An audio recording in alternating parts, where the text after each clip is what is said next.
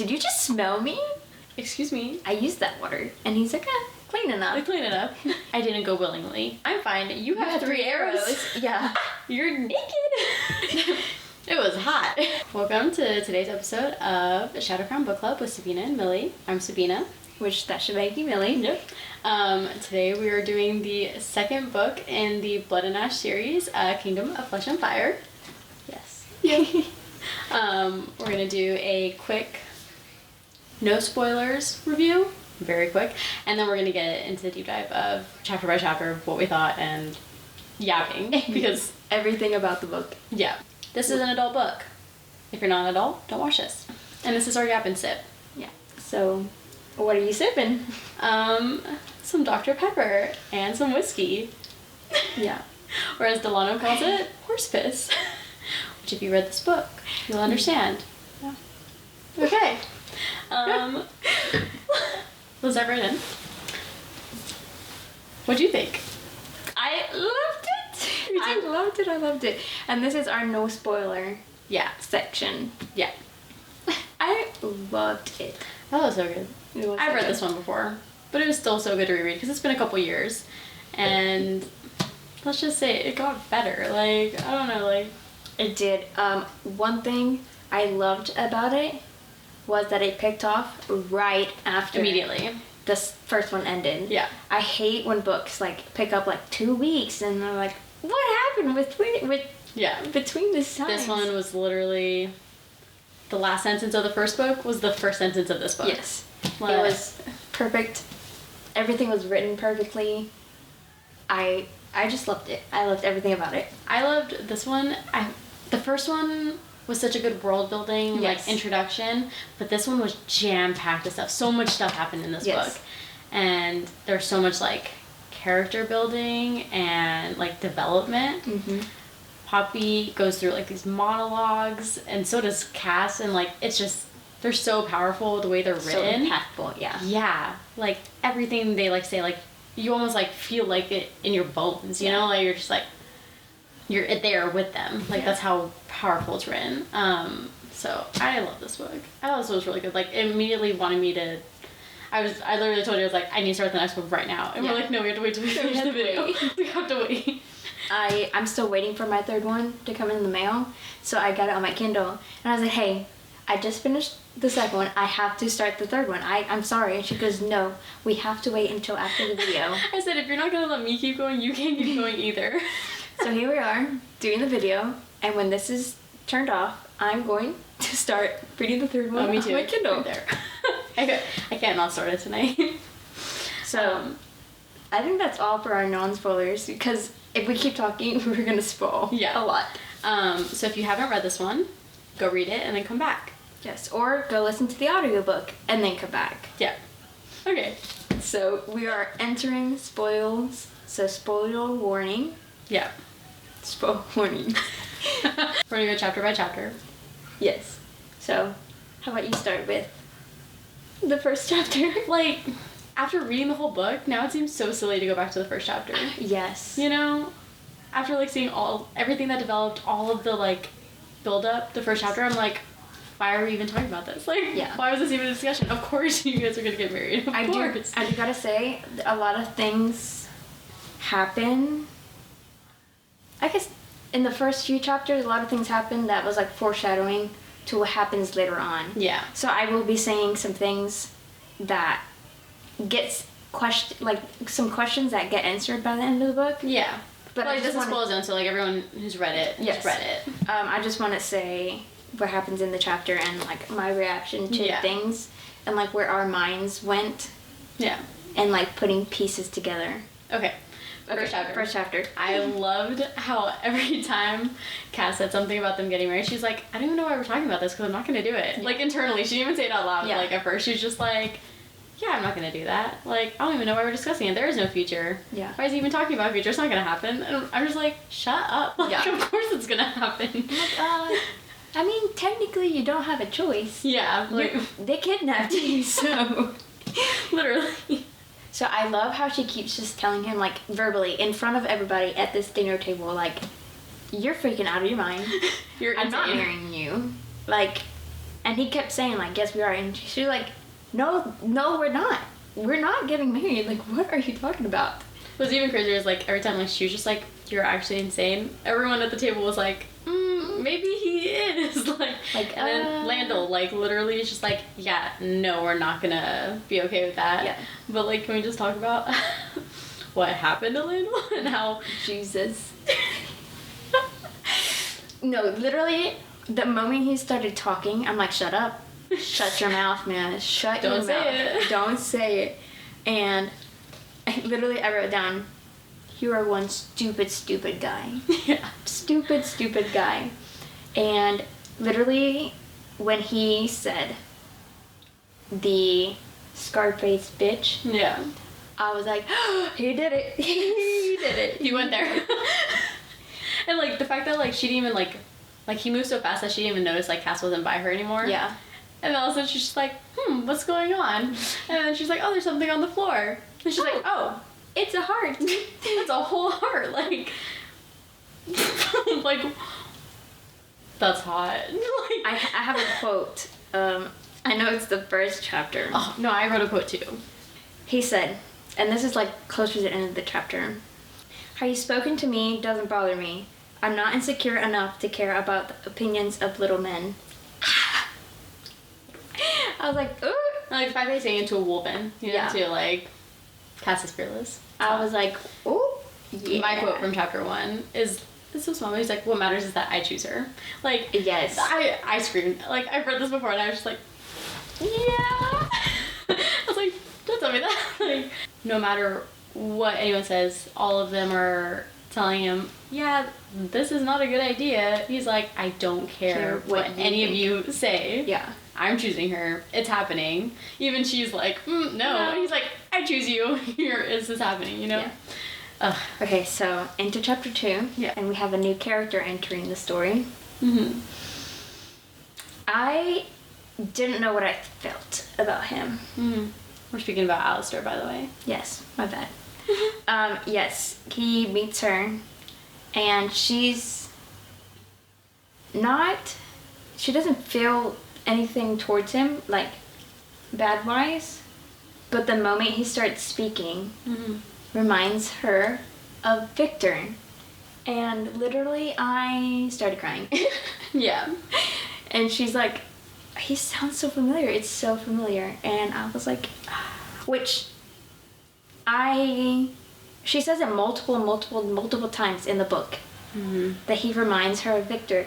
His voice, his laugh, or other things reminds her of Victor. So I don't know if this is like foreshadowing for another part of the book, or like the other books in the series, but it is mentioned way too many times to be a coincidence. Yeah. For me, Alistair,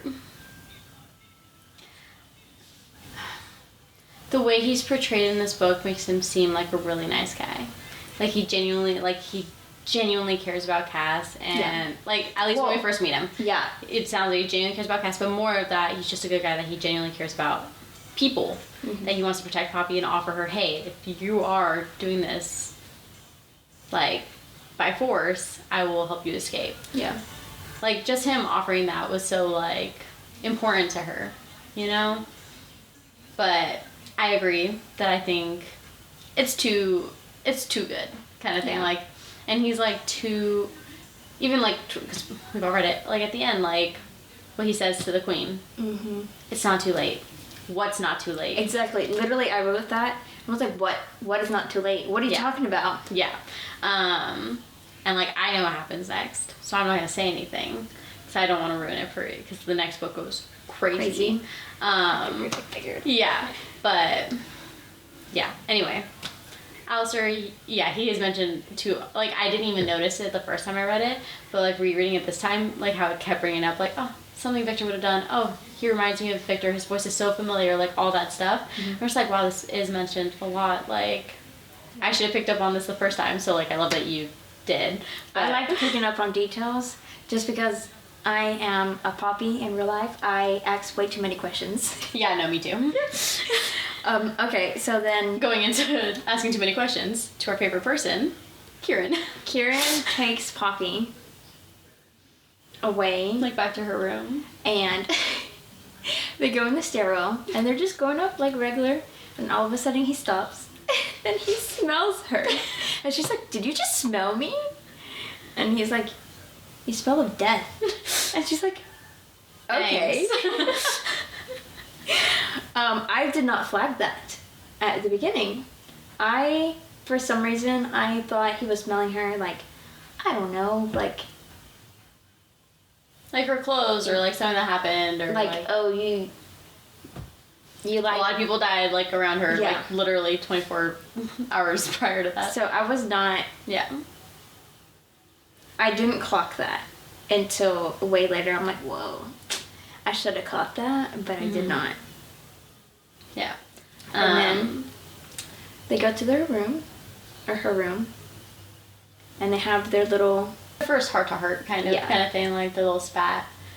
Yeah. And he's just like, oh, yeah, if you want to, like, do this, like, take every thing you have in your arsenal and use it. Yeah. And then he tells her to start using her abilities to read other people. And she's like, no, 'cause, like, that's invading people's privacy, yada, yada, yada. And he's like, yeah, but you would rather know than be surprised. Yeah. And I was like, true. Why haven't you been doing this the whole time? But she's been doing it, like, a little bit. Yeah. When she can't control it or curiosity gets to her, because she's a very curious person. Yeah.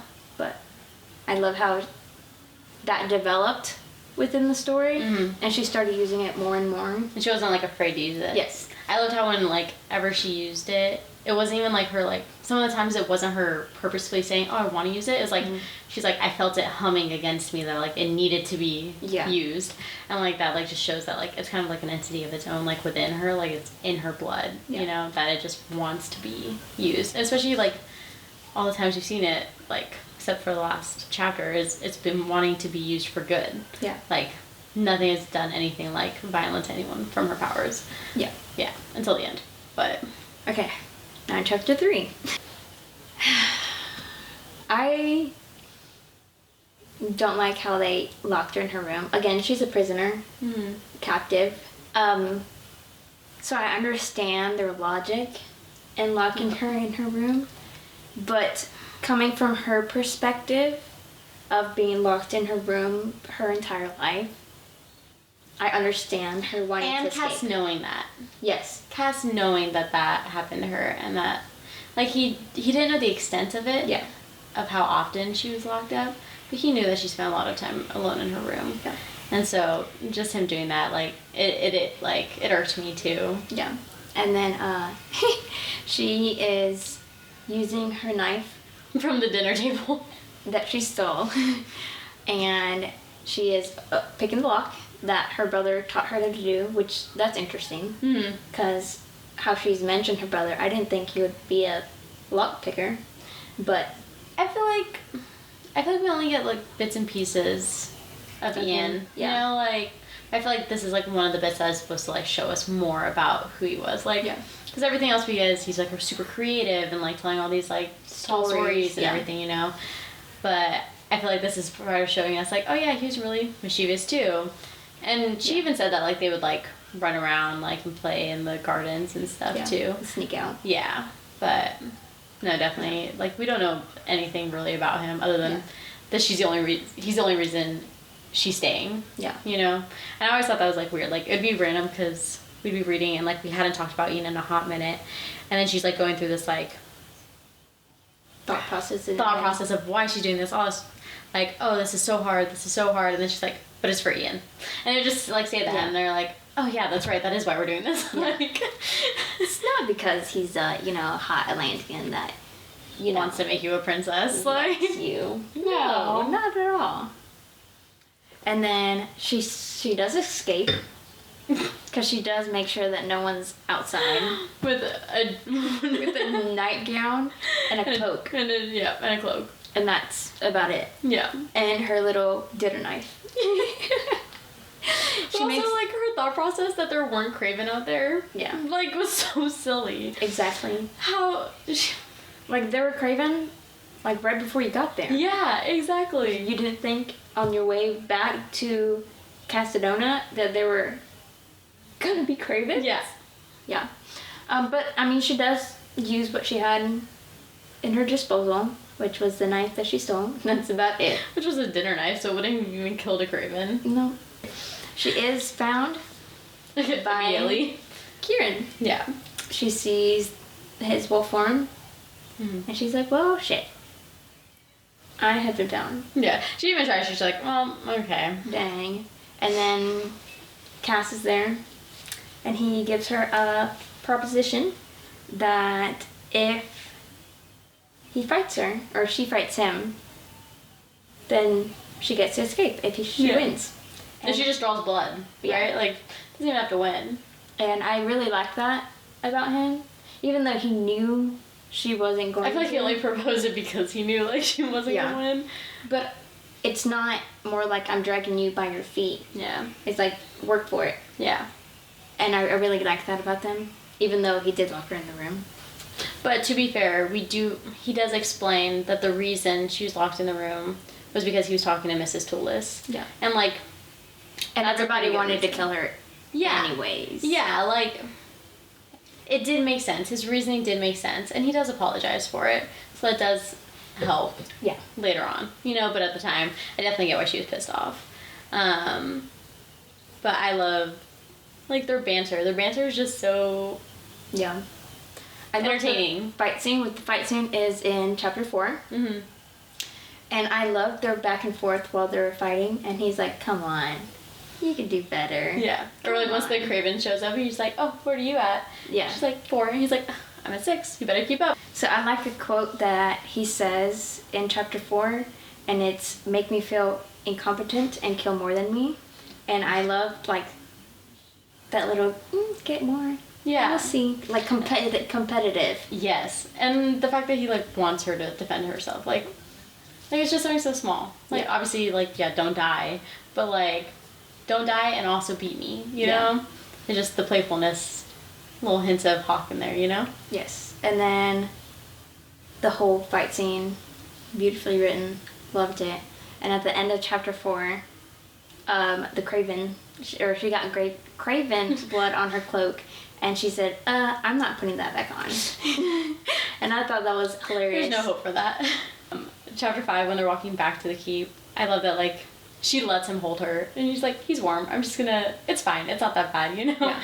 But then they get back, and Kieran's just sitting there. He's like, oh, you guys made it back. And Cass is like, you look really worried. Yeah. Like, they almost could have died. I love their dry humor. Oh, Kieran Especially is so... Kieran. Kieran is so dry.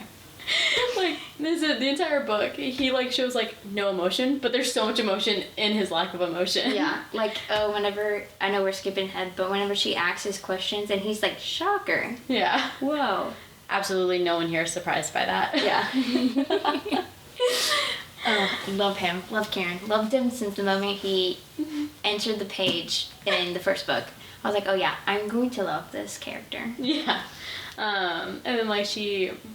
washes up and everything, and then Cass comes in, and, like, he just gets in the bath, and she's like, excuse me. I used that water. And he's like, clean enough. Like, clean it up. Oh, love that. I think that's when he tells her about plumbing. Yeah, I think so. And he's like, I can't wait to get back. Just like to get hot water with the turn of a knob. Yeah, and she's like, huh? And then he explains, like, the plumbing and all this stuff, and she's like, you're lying. And There's no way. He's like, I'm not lying. Why would I be lying? I haven't lied to you. And she's like, you did about your name.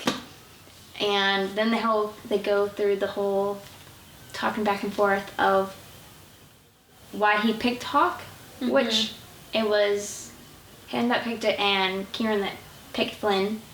And because he thought that was going to be like a badass name. Hawk Flynn, like, that's a pretty badass name. Yeah. And then he is getting ready for bed, and she's like, what are you doing? You're not staying here. As if the bath wasn't a good enough indication that he was going to stay in the room. She's like, why are you getting in bed? And he's like, this is my bedroom. And she's like... she made that assumption herself first. She's like, oh yeah, this this is his room. Yeah. She's like, I'll go sleep somewhere else. He's like, there's nowhere else to sleep. Yeah. So you're stuck with me. Forced proximity. That's crazy. One bed. And then he tells her that the name was real. And that he was real. Yeah. That Hawk was real. him. Yeah. And Casteel was Hawk. And he said, like, as much as you want them to be two separate people, they're both me. Yeah. And Chapter 6, he, like, asked her, like, oh, you can ask me anything and I'll tell you the truth. Yeah. And she has all the, like, possible questions to ask me. She goes, oh, did you kill the first maiden? And he's like, What? what? What first maiden? Yeah. Yeah. And, like, just that alone, like, opens so many questions. Like, why would the priestess lie about that? Or not the priestess. Why would the Duchess lie about that? Like, who is the first maiden? And I have a theory. And I think the first maiden was her mom. Okay. I may be wrong, but that is my theory. And I will see if I'm correct in the next books. Chapter 7? No, in chapter wait. 6. Right. He is telling her how vampires or vampiri are made and the whole process of Ascension. Yeah. Yeah. And she's like, I don't think my brother would have done that. But he even says, like, I don't know if it's in that chapter or later, he says, like, some are drugged, some are, like, super drunk, like, they don't even know what's happening, they're being forced into it. I'm pretty sure it was that chapter. So, like, I feel like that gave her, like, some peace that, like, that's probably what happened to her brother, because if anything, they definitely would have forced him to do it just to ensure that he was there and that when she got there, you know? Or for her to, like, come back. Yeah. But I also feel like that, like, was so important for him to share with her because the entire first book, her entire fear of what the Ascension was and what it meant for her, like, was because she didn't have any information on what it was. Yeah. So, like, just learning it must have been, like, such a huge, like, answer in her brain. Like, you know, it must have scratched, like, a crazy itch, like, in her brain to finally have the answer and then being like, oh, yeah, I don't want to do that. And, like, she's, like, scared for Tawny to do it. And I love how she's, like, still thinking about her. Yeah. Even though it's only been, like, a day since. Yeah. But, yeah. For us, it's been a whole book. Yeah. Okay, and then he stays. Yeah, they go to sleep. And she's like, no, I'm staying away for you. And then falls asleep. And then chapter 7. I was very, very, very heartbroken. In chapter 7, I cried so much. And I had to, like, pause the book and then continue because chapter 7 was her nightmare about what happened the night of the attack on her and her family. Yeah. And what broke me was when she kept telling her mom, like, no, I want to stay with you. When her mom was telling her to go and hide. And she's like, no, I want to stay with you. And she's holding her mom's hand and she feels it, like, slick and wet. And I was crying so much. And then the creepy voice. What a pretty Poppy. Pick it and watch it bleed. Not so pretty any longer. Poppy. Yeah. That was just creepy. Yeah. But I loved how we saw the same nightmare, I think 3 times in this book. And each time she, like, learned, or it developed. Yeah. And I think that was so cool because, like, that's, you know, like, how dreams are and, like, memories are is, like, you forget parts, but then they come back later, but in, like, broken pieces and everything. And, like, by seeing how it, like, how much you learned more each time brought so much clarity to what happened. Like, her finally finding out that there was someone else there. Yeah. Like, that's huge. What she says in this chapter that she heard her dad talking to someone. Yeah. And that really stood out to me. And I'm like, but if it's a craving attack, why is he talking to someone? Yeah. And so that really stood out to me. Yeah. Okay. And then she wakes up. Yeah, and, like, Cass is there, and he's holding her. And he's, like, rocking her and, like, comforting her and soothing her. I started crying with that, too. I started crying there. Because even with them, like, not hating each other, but technically being enemies right now. Well, I mean, she stabbed him. Yeah. And hates him. Yeah. But, like, we know she loves him. And, like, we know, like, he feels whatever for her, you know? Like, yeah. But, like, all of it aside, he knew she needed him, and, like, she had never been able to find comfort after her nightmares before. Like, she even said, like, oh, like, Tawny wouldn't come in till later. I would never be able to, like... Go and back she to sleep. Yeah, and she just accepted the comfort of him just holding her. Yeah.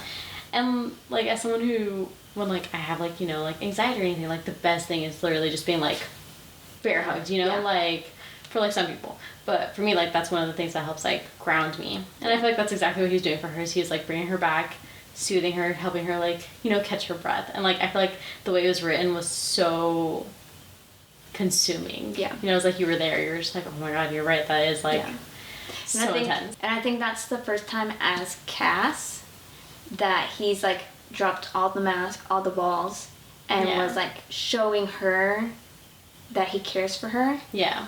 Even though she doesn't want to see it that way. Yeah. But that's, like, his way of showing her.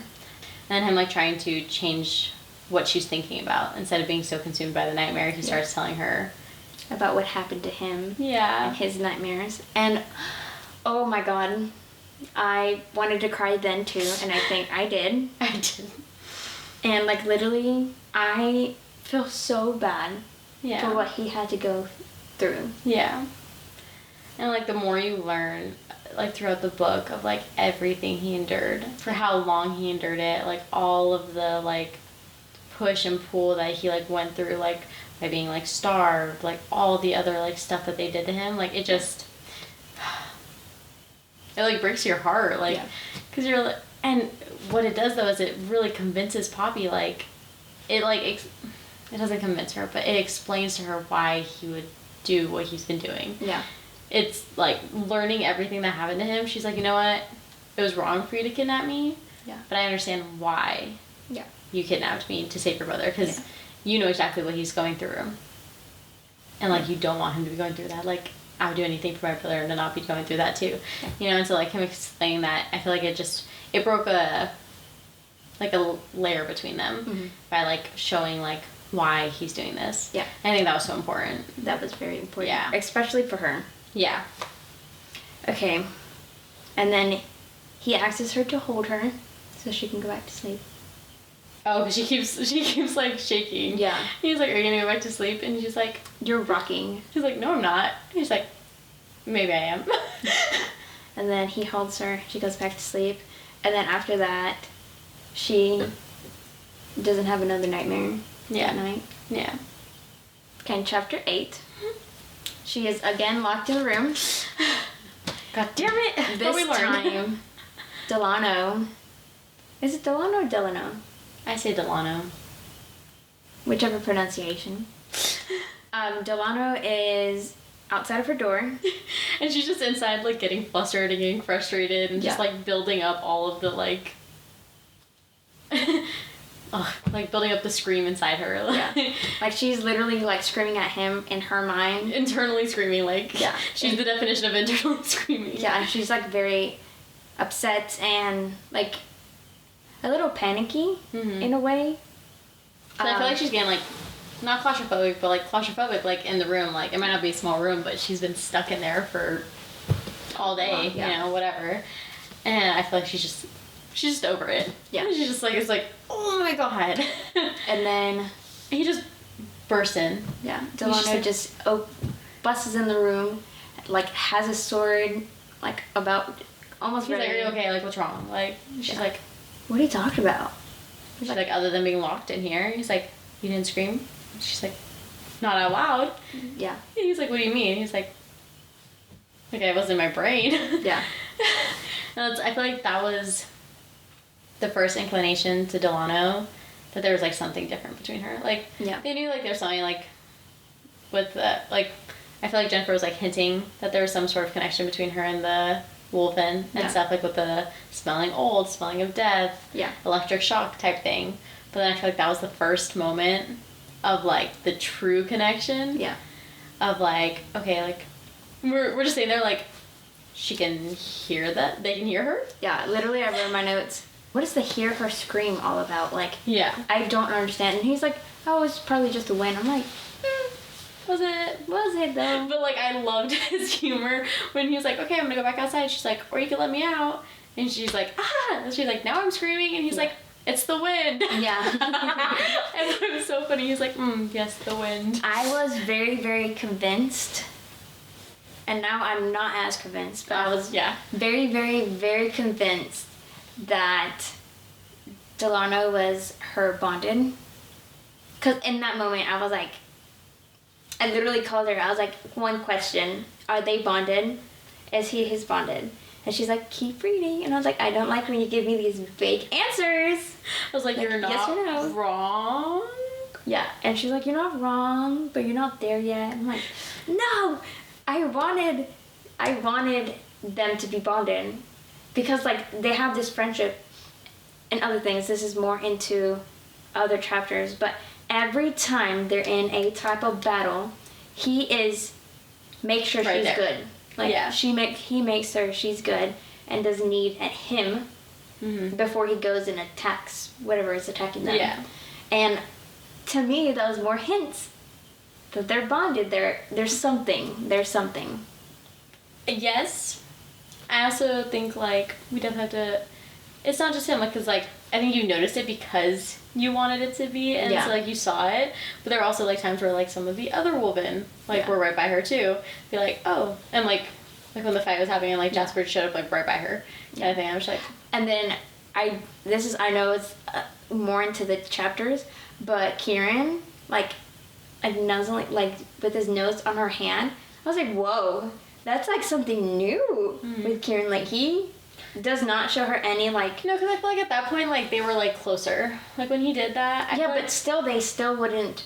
It was still, like, the dry humor, like, huh, kind of like, thing. she, like, said, like, before he left, like, oh, like, I care about you. Like, I don't want you to be hurt. And she's like, don't do that. That's weird. Yeah. And, like, but I also feel like in his wolf form... Yeah. He's, like, a little more playful. Kind of, like... Which sounds, like, weird, but, like, I feel like he's more, like, dog-like. He is, like, playful and, like, happy in his, like, wolf form. So I feel like when he, like, saw it... And it was, like, official. Because I think Kira knew that they were heartmates. He knew that they were meant for each other. So I feel like it just... He was just like, oh, finally. Like, these two mofos are finally, like, together. Great. Like, wow, they're finally not fighting each other. Yeah. I love when, after Dawn's like, oh, it's just the wind, you know?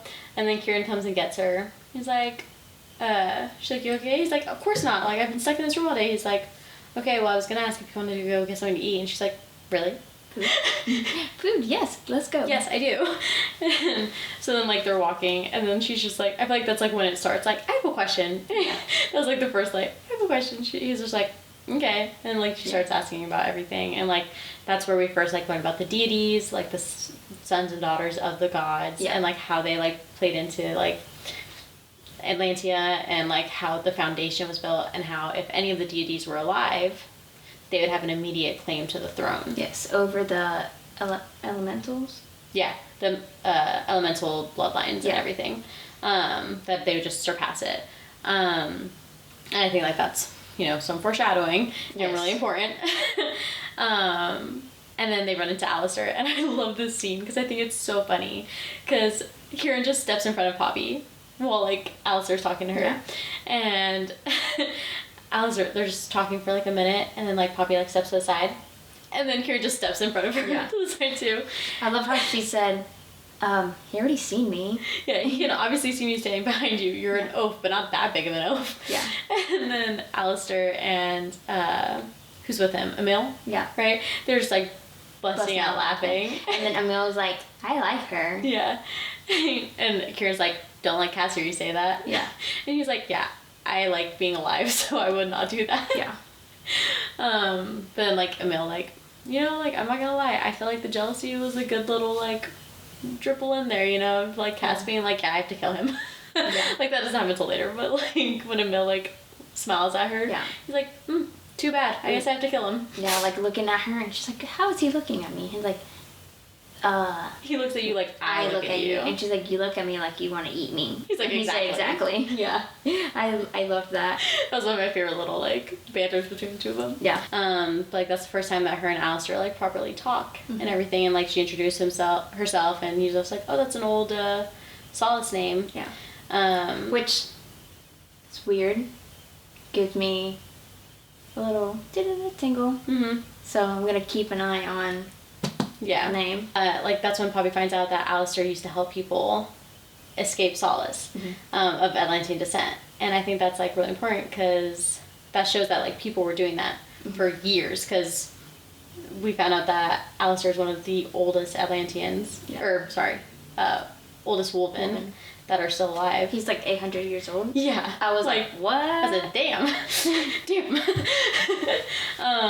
But yeah, so, like, we learned, like, later on, like, in her last nightmare, that there was someone there, and her mom was like, oh, like, can we trust him? And her dad's like, yeah, we can, like, he's gonna help us. And I think the person they're talking about and the person that she hears is one of the people who's supposed to be helping, because Alistair told her that there are other people who have helped and they're still alive. So I think that one of them from that group is, like, who they were discussing before the Craven attacked. Yeah. Hot take. I don't know why, but I don't think it was a Craven that attacked. You don't think so? No. But, like, she, like, says that, like, the double jagged teeth. Oh, although Ascended do have the two. It's not that. Okay, does Cravens have claws? Yeah. Okay. Never mind. No, but, like, it could be Ascended. My thing is, it was well controlled.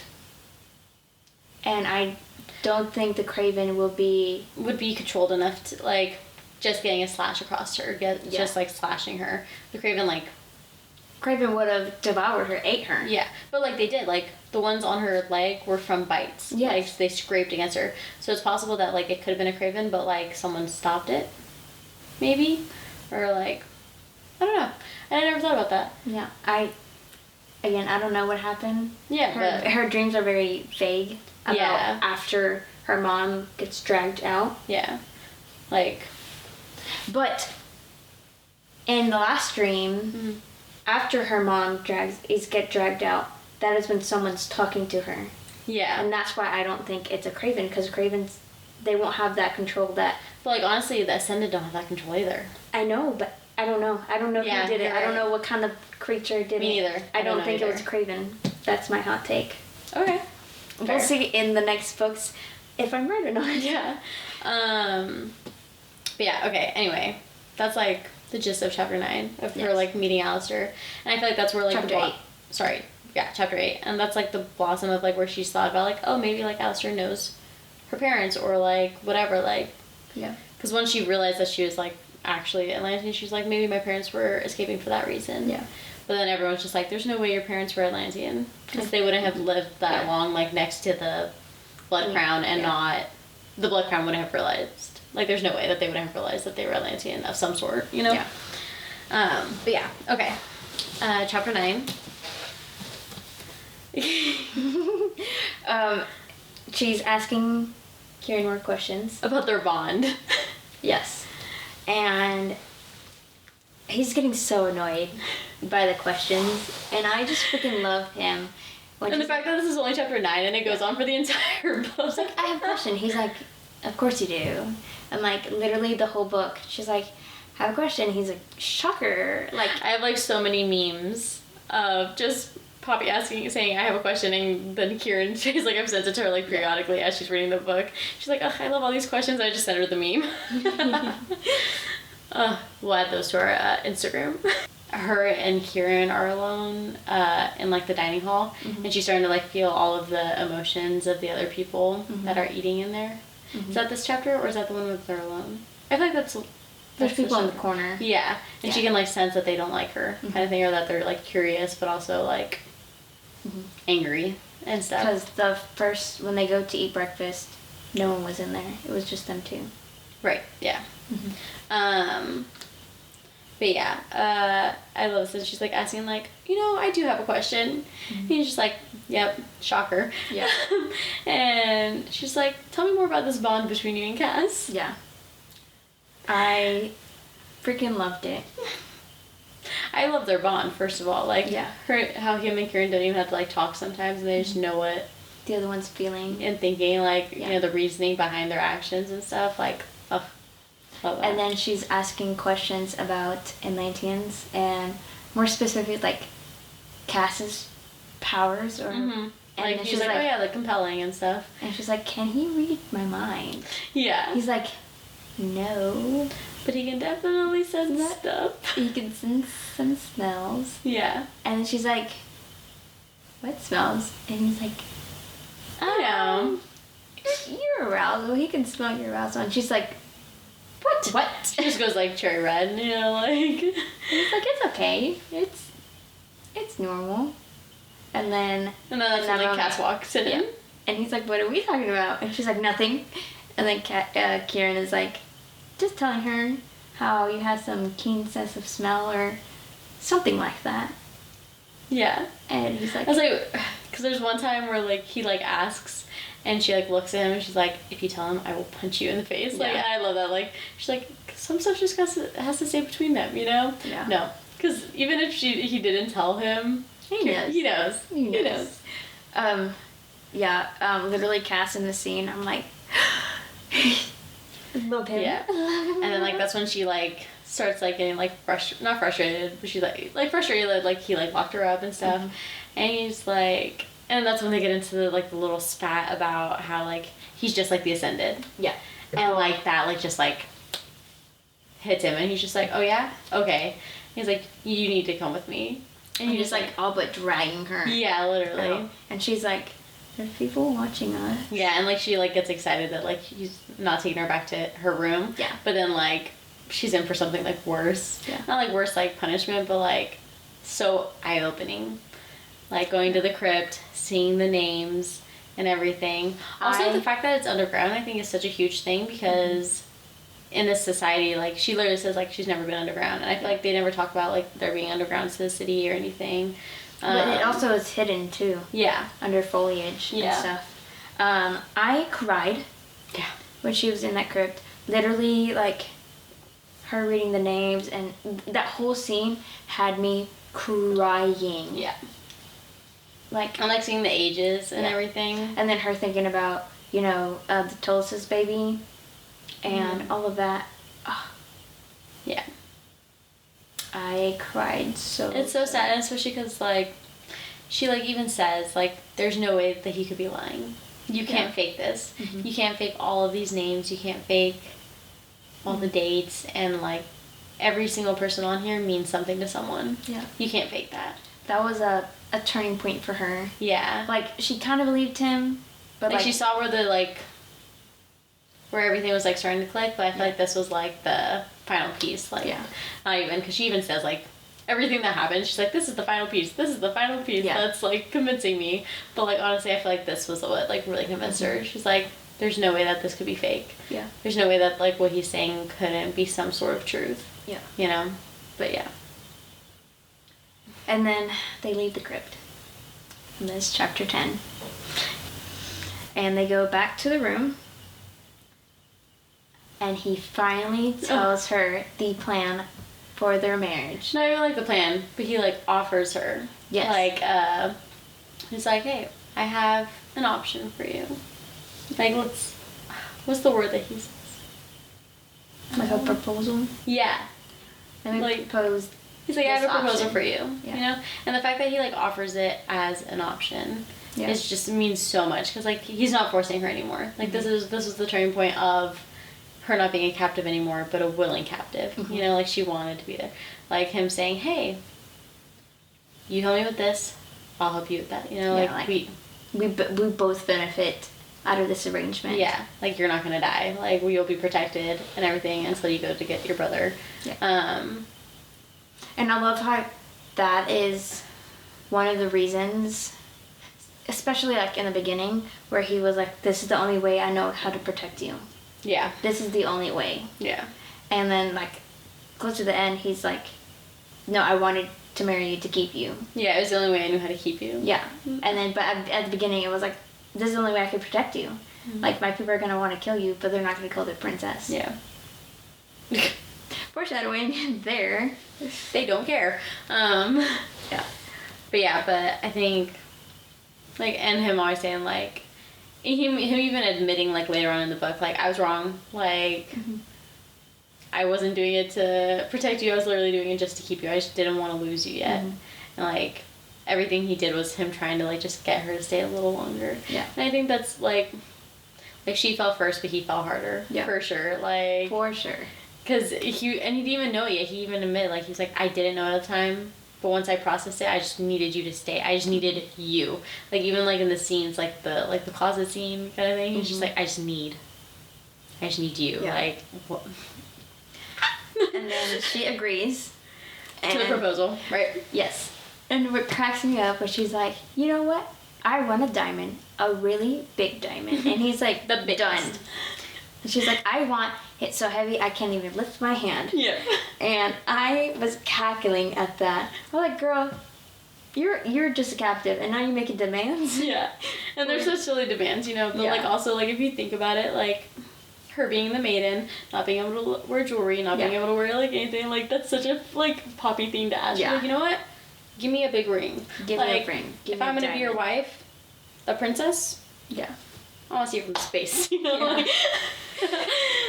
Okay, so that was the whole chapter. Was literally just talking about the plan and the ring. So now, chapter 11. And they are eating all as... Like, everyone in the keeper is eating. And Alistair is not convinced. Yeah. Whatsoever. And he is mentioning again, like... You had obligations when you returned and, like, all this stuff. Yes, and then was saying, like, you were the maiden, yada, yada, yada. And she stands up for the people of Solace. Yeah. She's like, they're just as brainwashed as I was. Yeah. And it wasn't until I finally realized what was going on. Like, I had my suspicions, but I never acted on my suspicion. Yeah. Some of these people aren't even that close to ascendance to even have those suspicions. Yeah. And I really love the way she stood up for herself and for the people. Yeah. And literally I wrote down, I was like, that is queen behavior. Yeah. And I foreshadowed myself because in the next chapter was when she was told, like, you're gonna be the queen of Atlantia. Yeah. And she's like, what?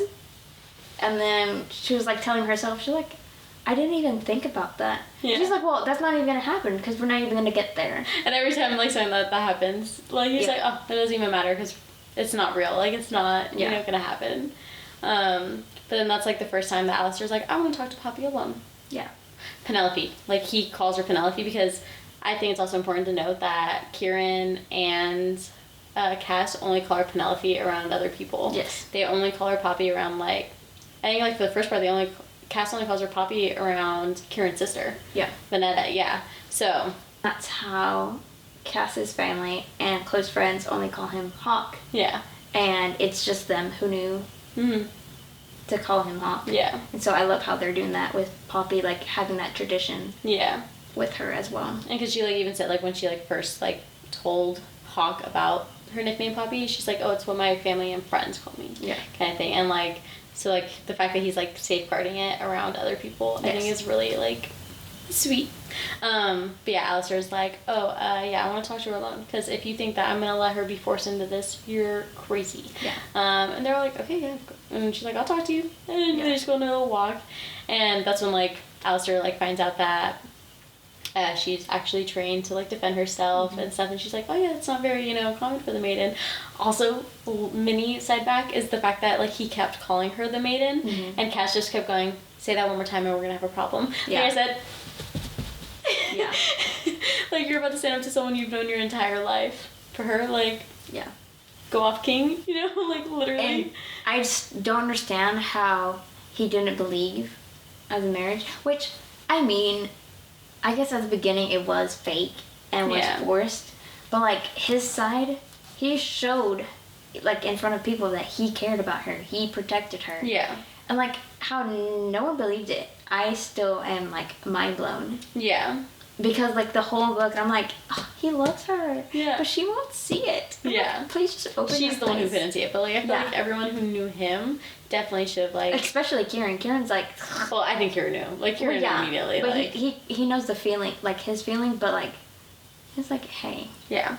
But anyway, so when, like, Poppy is out with Alistair and stuff, and that's when Alistair offers to, like, help her escape. And he gives her the same, like, conditions, like, I'll hide you from Cass, I'll hide you from the Ascended, everything. And we can go right now. And she's like, that's exactly what I wanted, except I want to get my brother. And she's like, nope, I'm happy. And, like, the fight, she starts crying, and she's just like, it just reminded her of Victor and stuff. And, like, that's... And I cried at that scene again. Like, it's so, like, kind of... Because, like, at this point, like, Alistair's shown nothing but good qualities at this point. He also mentioned... Shay. Yeah. Is it Shay or Shay? I say Shay. I said Shea, but I don't know. Hold on. I need to see how it might be Shay. I don't know how it's written. It's Shea. I say Shea. That's the first time, you're right, that he mentioned Shea, his daughter. Yes. I personally feel like Poppy and Cass should have had a conversation of just, like, you know, things that, like, a fiance would know. I feel like that would have saved them so much heartache throughout this book. Like, but also, I think Alistair overstepped. Oh, no, for sure. And he shouldn't have brought her up. Yeah. But, like... I mean, I understand that was his daughter. Yeah. And the context of why he brought it up was, you know, more like, hey, I will be a father to you too. Yeah. Like I was to my girl. He implied more things. Yeah. To his statement than... And I feel like he was definitely sharing it in a attempt to drive a wedge. Yes. That, like, his motivation was askew. And I think that is where he was wrong. But, like, I definitely think that Cass should have, you know, warned her of all the stuff. Because, like, all of that stuff, like, she should have known. She should have known about Shea. She should have known about the responsibilities, about Gianna, like, all that stuff. Like... She shouldn't have found out the way that she found out. Yeah. But I do see his side of the reason why he didn't mention her. Because like, he does not want to mention her. Yeah. Oh, and, like, the reason Cass doesn't want to mention her is a really good reason. Yeah.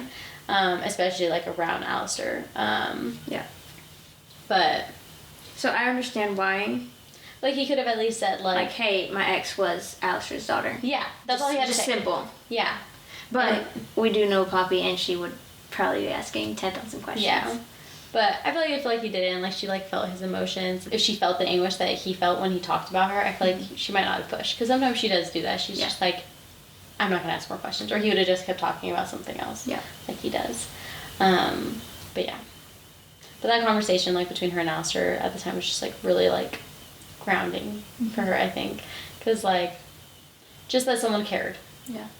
Enough to even, like, offer that or, like, say, like, you know, go... It's basically treason to suggest that the prince would be doing something so, you know... Yeah. And again, I feel like that's a foreshadowing. It's kind of crazy that, like, a lot of people are offering to commit treason for her. And they both happen to be woven. Anyways. But also, on that point, I don't think that Alistair has all of his woven powers anymore. Interesting. So, that's my... Cause, or maybe that's why he's not head of the Woven, or, like, that speaks for the Woven. Possibly, but, like, I think, like, what Cass says about Jasper speaks more on that, like, that Jasper just has a feel for things and stuff, and, like, he says it's because he has a seer in his bloodline or whatever, and I think that's, like, I feel like Jasper cares more about the Woven. I think Alistair cares about him. Like his family. He wants to keep his family close to the throne, you know? And, like, he just shows that by, like, putting Gianna, like, in that position. Like, especially that she looks like Shea, I think that just, like, speaks enough that it's just like, yeah, you just care about your family being in the royal family. You don't actually care about Atlantia or the Woven or anything. But what makes me think that he doesn't have all his Woven abilities is one, he's the only wolven at the end who doesn't show up in wolven form for her. He's still talking to the queen, right? But I think the reason he doesn't have it is because he broke the sacred oath of the bonded with him and King Malik. So I think like something in him is broken because of that. Like obviously the bond's broken, but I think because of that, like something's in him. He doesn't feel the shock either. Exactly. Or hear her call. Yep. Well, she was far away, but... And, like, he doesn't come back during the fight, so we don't know if he would have heard her when he called her, she called them when they sent over there. So, anyway, that's my, like... hot take. Yeah, I think there's something wrong with him. And I think that's why he, like, tries so hard to maintain his power in a different way. By, like, trying to keep himself and his family involved in the royal... Yeah. I think he is the queen's ear, not the king's ear.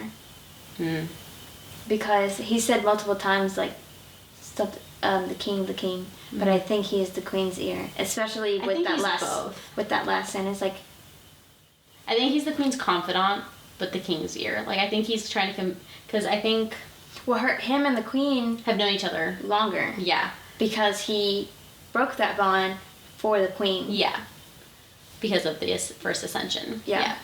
But I think he is not in the ear of the king, but I think he's the one that's convincing the king to, you know... try to go to war. Yeah. I definitely think he's, like, the fire, or the fuel in that fire. Yeah.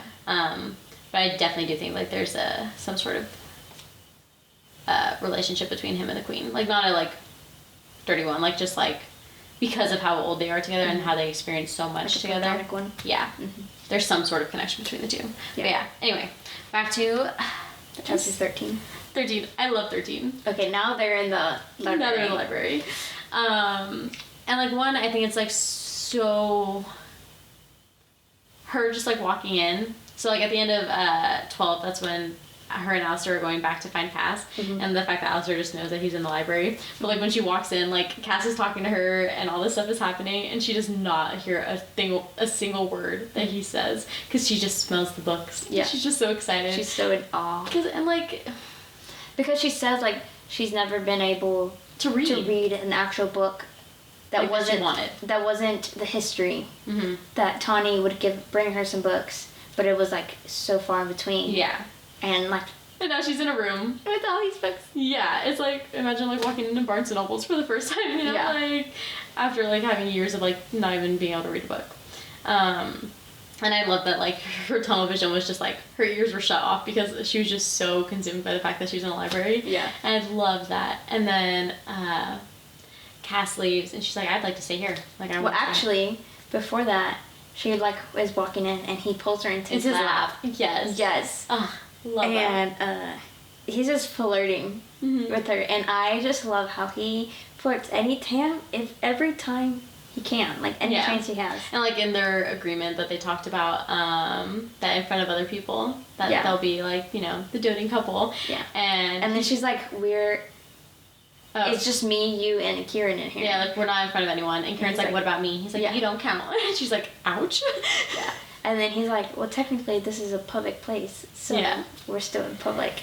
And I love how he uses, like, any excuse. And, like, he doesn't care, like, if it's in public or in private. He just wants to be touching her. He just needs. Yeah. And I love that. But then I love that, like, she's like, I want to stay here. And he's just like, okay. And then her and Kieran are just hanging out.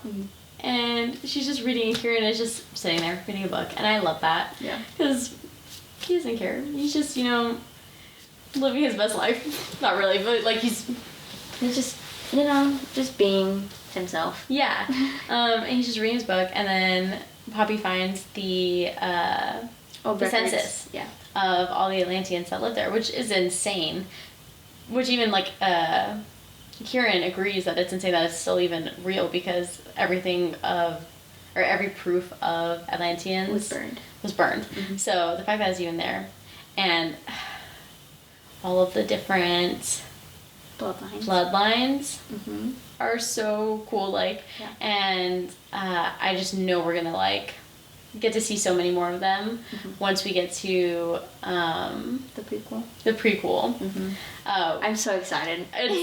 I'm so excited too because I've only ever read the first one. I've only read A Shadow in the Ember, so like there's like 4 more. I don't know. Yeah. No, I'm so excited to read the prequel series.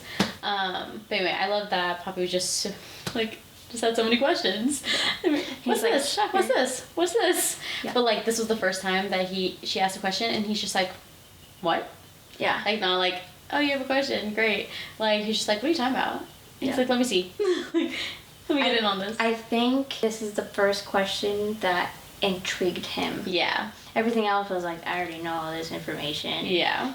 And this one's like, it's like, that's a weird one. That one shouldn't be happening. Like, I don't have an answer to that one. Yeah. Let's look at it. And Kieran comes over to like check out the book. He like brushes against her, and that's like the first time. That's when he feels like the lightning shock. bolt. Yeah. You know, and the fact that he like jumps away from her, like it literally says that he jumps like a foot away from her. Yeah. And she's just like, what the fuck, like. Yeah. And I think he said like, did you feel that? And she's like, feel what? Yeah, like your arm brushed against mine. Yeah. And he's like, you didn't feel the lightning, like the shock, and she's just like, no. And the fact that she doesn't even remember it later on. And Kieran's like, well, I feel hurt. Yeah. And this is when they find out what bloodline they think she is. Yeah, the empaths and stuff, and that's the first time it gets brought up. Yeah. Because Cass comes back and Kieran leaves, and then he's just like, yeah, there were... And I love the way that he brings it up. He's like, there was a bloodline that could even read emotions. And she's like, what? Yeah. And I love it, like... He was so like gentle with her on how to bring it up, and I love that. This is the first time that they're about to kiss or anything after the snow scene. Yeah, it's the first time that they're doing it since they've come to a consensus on their arrangement. And Niall, whatever his name Nail. is. I think that's what we... Okay, wait. That's what we're deciding that's how it's pronounced, is Nail. He decides to knock on the door. Yep. And I got really mad at him. He became my least favorite character in this book at the moment. Because I was like, they're about just think to about kiss. It. In the library, like, think of all the stuff that could have happened. Right? Yeah. It goes into chapter 14. Yeah. And that's when Lord Cheney shows up. With some ascendants. Yeah. And, like, I think it's crazy the fact that she didn't know that the Royal Guard had ascended in it. Which I think is crazy, just the fact that they do. Yeah. Because that means that there's way more ascended than she thought there was. Which means there's been a lot more ascensions. Which I feel like that should be, like, you know, discussed a little more. Like, where did all that blood come from? Because they even thought that the ascension was, like, a selective thing. You know, you had to be selected for it. It didn't happen to everyone. There are guards that are being picked for this. Then, like... what's to stop? Also, but like I feel like all the guards that were the Royal Guards, the Ascended ones, they were all bad. You know, like they weren't the victors of the crop. They were like feral. They were like, I feel like honestly like they could have picked like murderers. Yeah. And they were like, hey, do you want to be, you know, immortal and just kill for us kind of thing? Yeah. None of them were like, none of them had any good in them. They weren't like the people that she played cards with or any of that stuff that like cared about the people. They just wanted to be killers, you know?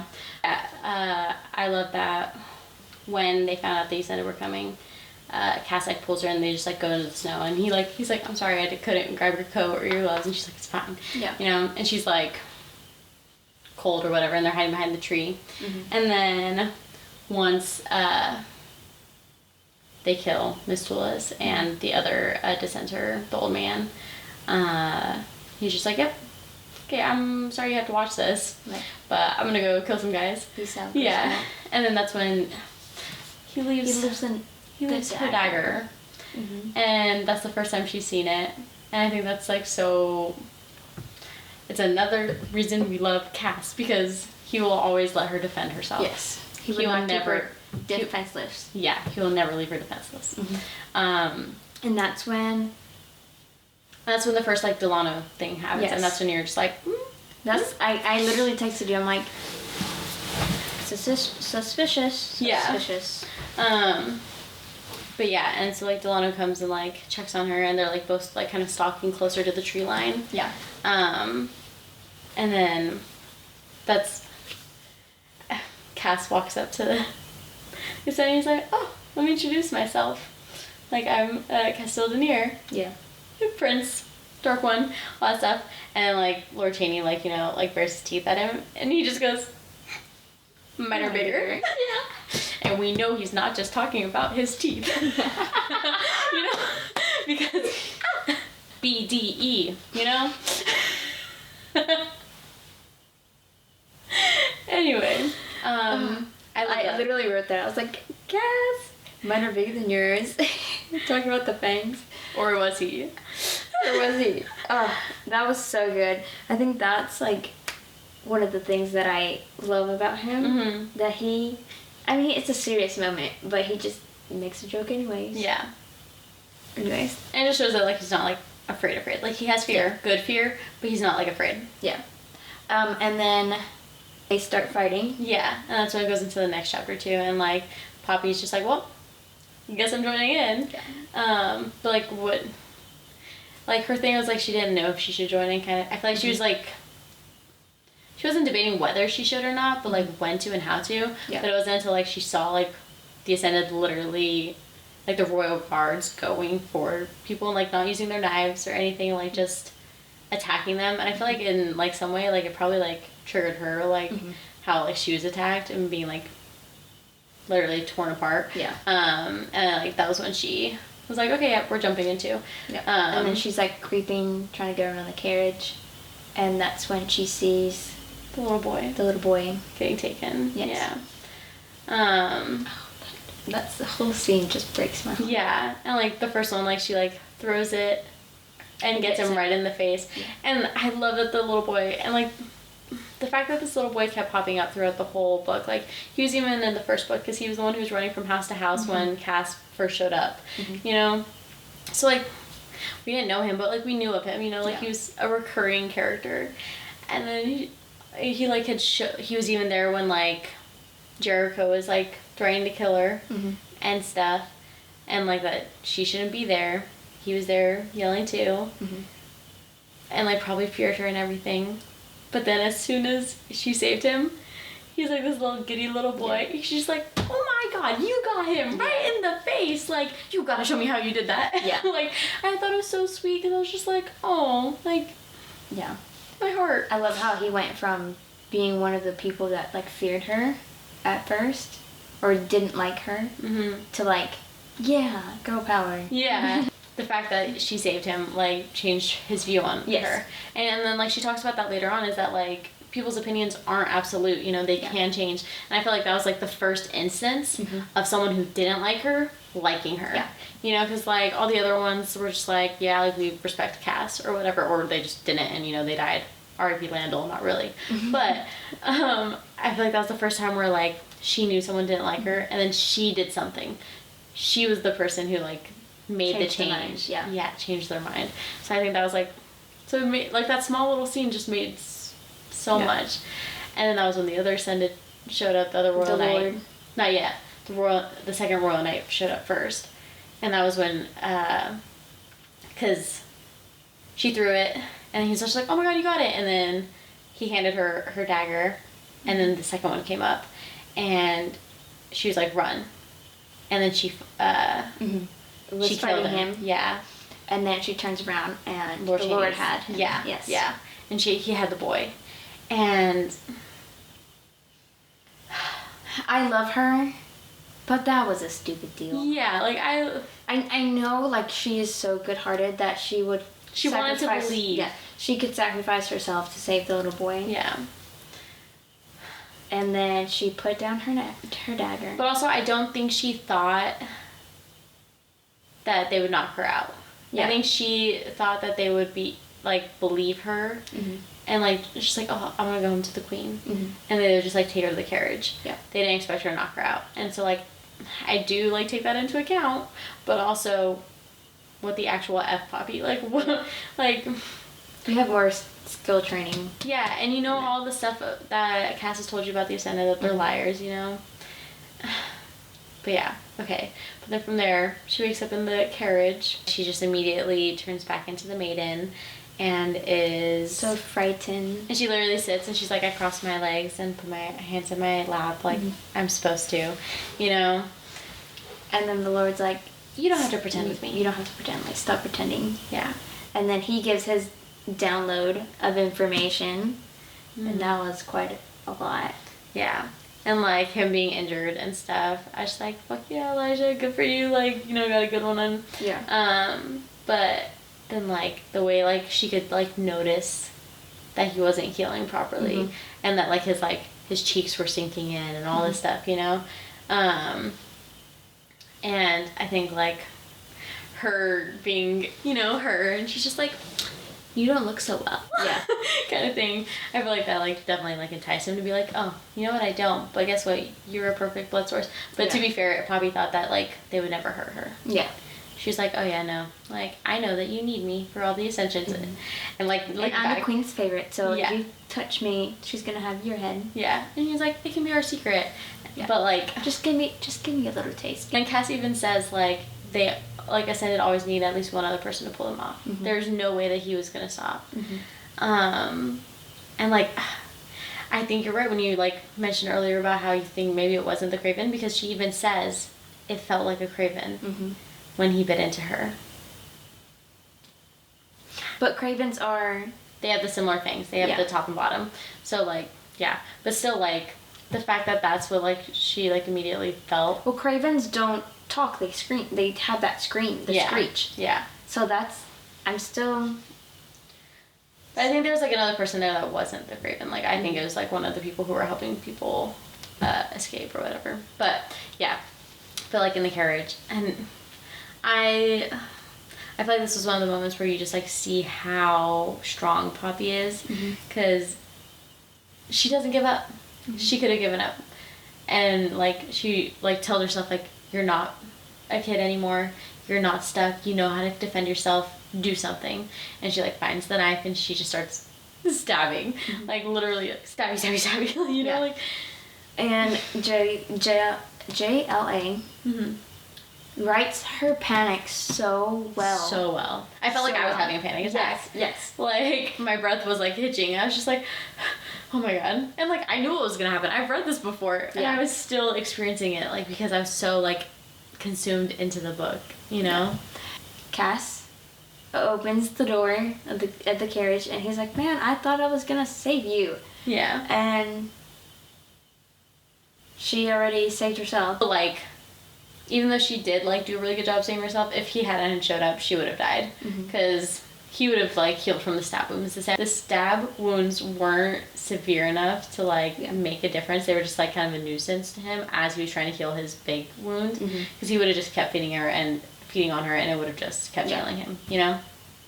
So, like, Cass definitely did save her life, but, like, the fact that he even, like, recognized, like, oh, you stood up for yourself. You kept going. Yeah. Like, I think that was so strong, like, for Poppy. But, like, the first thing that she tells Cass is, like, I didn't go willingly. Yeah. Like, she needed him to know that she wouldn't betray him. Yeah, she wouldn't have left him. She wouldn't have gone with the Ascended. And he's just like, I know, I saw your dagger. I knew you wouldn't have left without it, you know? Yeah. And I think, like, that, like, just, like... And she was like, for the boy, like, and they're like... Like, they had the boy. He's like, how is he? And he's like...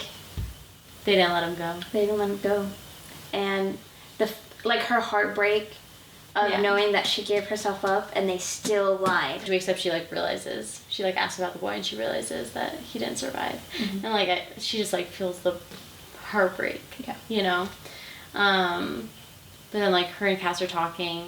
And I think it should be noted that, like, in that conversation, he, like, mentions that, like, she told him that it felt like a Craven when he bit her and that it hurt. And Cass goes, it's because he wanted it to hurt. Yeah. Because he says, like, later that, like, even the Ascendant's bite can be pleasurable. So the fact that, like, Lord Chain wanted it to hurt. Yeah. It was, like, you know. But from then...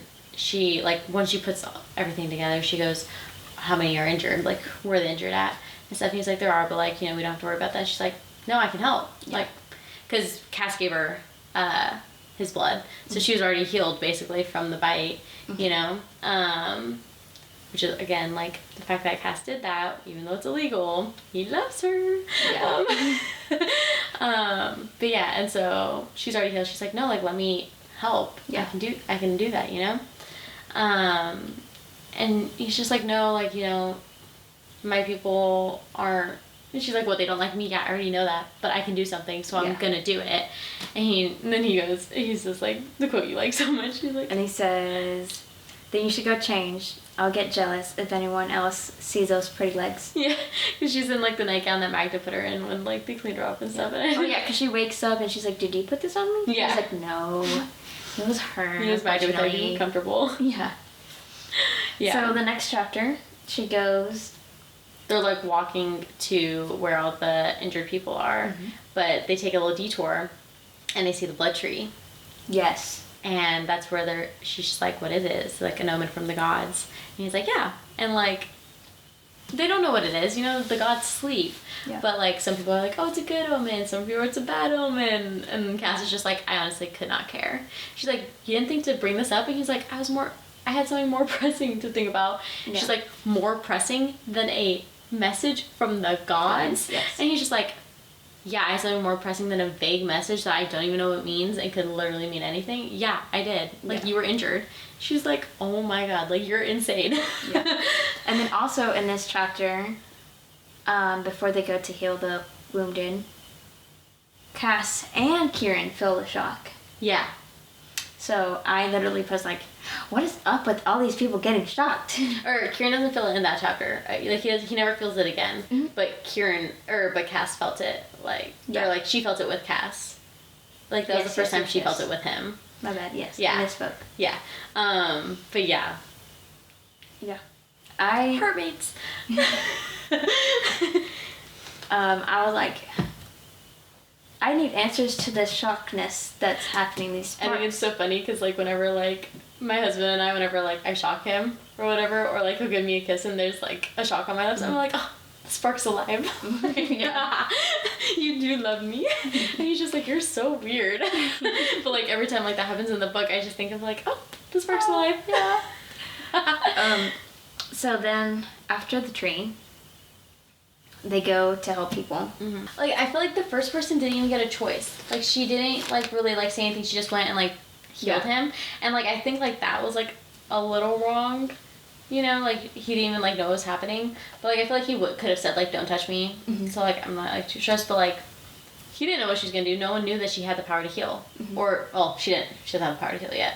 He didn't know that she had the power to take away his pain. Mm-hmm. You know? He just knew this crazy lady who the prince wants to marry is coming to touch him, you know? Yeah.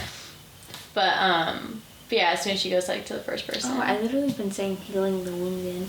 Yeah. Well, no, because, like, in a way, like, she is. Like, the Wolven, she does kind of heal because she takes away their pain, which is the main thing that stops them from healing themselves. Mm-hmm. So, like, you're not wrong. But it doesn't, like, trigger until they're in Atlantia soil that she can, like, actually heal, you know? But yes, she, like, goes to take... I said that she was healing them, too. Yeah. She doesn't heal them yet. But, like, when she goes to take away their pain and stuff. And that's when she meets Kiev. I love Kiev. He just seems like such a gentle soul. Mm-hmm. And I wish we, like, got to know more about him. You know? I hate that he dies. But I hate that all of them die, like Elijah and Magda. Yeah. And the fact that Magda was pregnant. Like, I know. That was very cruel. Yeah. By JLA. Yeah. But I feel like it's just supposed to, like, you know, tug your heartstrings even more.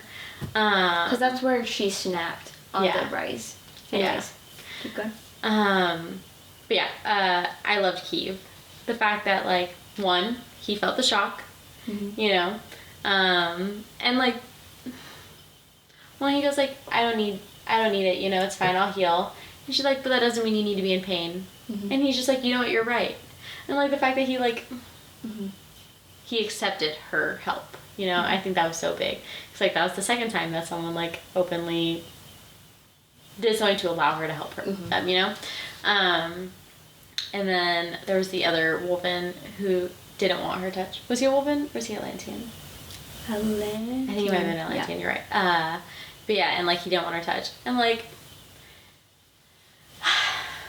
he had to be so stubborn. Mm-hmm. Like she's not like, you know, she just wants to take away your pain. She's just trying to help. She moves on to the next person, Mm-hmm. and she goes to the girl who's already like basically dead, and her mom's there, and she's like, your touch won't help my daughter. Mm-hmm. And she's like, she didn't even know what to say to that, you know. Mm-hmm. But like she still like sits there with her, and the old like woman like says like, I heard about you when I lived in Macedonia, that you would use your powers to like help give dignity in death and like ease the pain of before you help them. Mm-hmm. And she like even said like how like she didn't believe that someone from the Ascended could do something so kind, and like but seeing it like firsthand, yeah, like it literally was like life changing for her and stuff. But yeah, and I think that like was so monumental for Poppy because it just like reinforced her like belief that what she was doing was right. Yep. Like when she was helping Victor to deal with the curse. But yeah. But then one of my favorite scenes, they leave, and Cass. Well, before that, Oh yeah. that lady says you are a second daughter, but not how you think. Or no, she says like you are a second daughter. Just not the way you think. No, she doesn't say that. The lady in the red pearl says that. Like no, this she says it too. Mm-hmm. The same exact thing that was said at the red pearl, and that's what I had noted. I was like, it is. She said it the same exact thing. Yeah. And then she tells Cass like, oh yeah, that's what the girl at the red pearl. Yes. And he's like, what woman at the red pearl? Yes. And like that's why like when you like mentioned it like in the first book when we were talking about it, I was like, he never says that he knows her. So I was wrong. I admit that I was wrong. Yeah.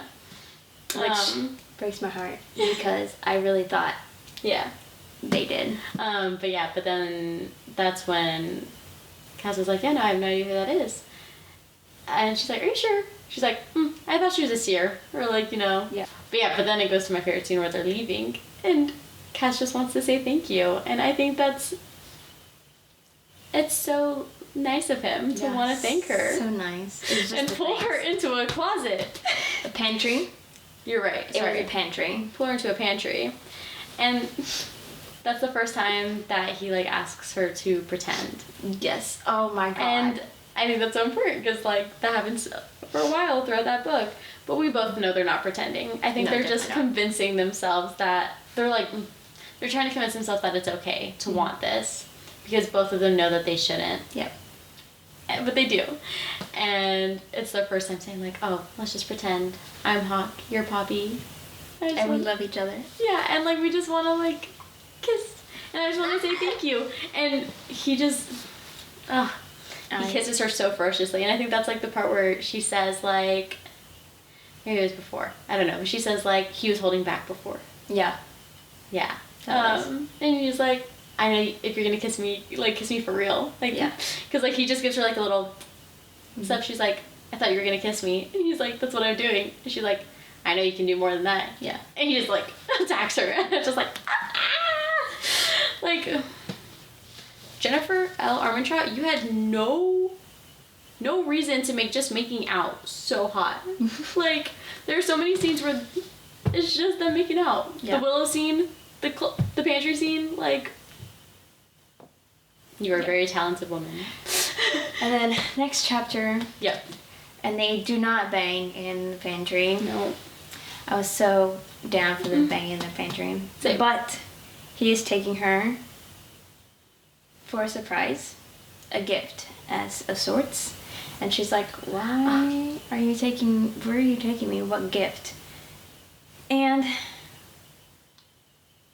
it's down to the dungeon. Down in the dungeon. I love how for a second her brain goes, is he really gonna like put me back in the dungeon? Yeah. Like that seems really counterintuitive. And then that's not why he's bringing her down. Nope, it is the Lord, right? It's the Lord, right? Yeah, it's Lord Cheney. Yeah.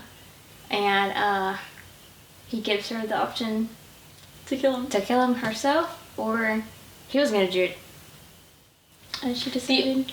The only thing I didn't like about that is that Kieran ripped out his tongue, which one like badass Kieran, but the problem is that, like, I feel like Lord Cheney had a lot more information to offer. Yeah. And I feel like he probably would have under the right encouragement.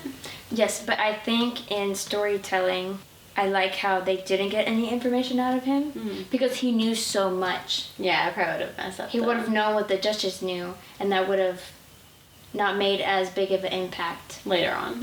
Yeah. If she knew now instead of then. That makes sense. I get you. Yeah, you're right. But I just feel like it was weird that Kieran like ripped out his tongue. Yeah. But like he's just like, I was getting annoyed. But like I think that's so funny because like how much was that Lord talking for him to get annoyed to rip out his tongue based on how much Poppy talks? Yeah. Like where's his annoyance annoyance level? Yes. You know, Jeez, like I can't say that. But yeah, but I love that he offered. He's like, he says like, it wasn't my blood he drew. Yeah. So if you want to do it, you can do it. But if not, I'll be your sword. Yeah. And I said, oh, okay, okay. And then there's a quote after this that just Kieran and Poppy talking that I just thought it was so funny that I had to add, is Kieran asking her if she had any questions. And she said, no, I don't. And he said, oh. And she's like, actually. And he said, okay. And I just thought it was so funny. Yeah. That, like, he was like, you don't have a question? That's weird. And she's like, actually. Now that you bring it up. But, and then she goes into the crypt. Oh, yeah, because she says, like, she tells Kieran, like, oh, there's something I want to do. And he's just like, lead the way. And she just walks all the way to the crypt. Yeah. And she goes and carves out Renfrew's name. Renfrew was already there. She writes the Tullis, Mrs. Tullis, and even Mr. Tullis, too. And the baby, even though Tobias. She didn't have the dates. Yeah. And she's such a kind-hearted like person. Yeah. I cried in that scene, like bawled my eyes out. Yeah. And then we go into chapter 19. That's when she has like another nightmare, and they're laying in bed together, and he's just like, are you okay? Like, and she's just like fidgety again, and he's like, that's why you normally go explore the city, but you have no city to explore. All you have is me. And like when he said that, I said, ah! Like, explore him, Poppy. Like, yeah. Let us know. And she like had said like all she wanted to do was forget. She just wanted to forget, and he helped her forget. And like she's just like, and like they even like say like, oh, like again we're gonna pretend. Yeah. You know. This is just a distraction and it's not real. Yeah. I love that scene. And she goes back to sleep and no more nightmares. And then they leave for Atlantia. Yeah. And Poppy's like, this is her first time like being around people, like really being around people, like since they've come into the arrangement. And she like doesn't know how to act. Yeah. And she even says like, she's like, the only couple I've been around is my mom and dad. Yeah, her parents. And that was when she was like 5. And the Duke and Duchess, but the Duke and Duchess like never touched. Yeah. Yeah. So like she doesn't know how to act like she's in love. Yeah. And so she just goes default settings. Goes quiet. Yeah. And everyone's just like... Kieran and Cass are like, you don't got any questions at us? Like, yeah.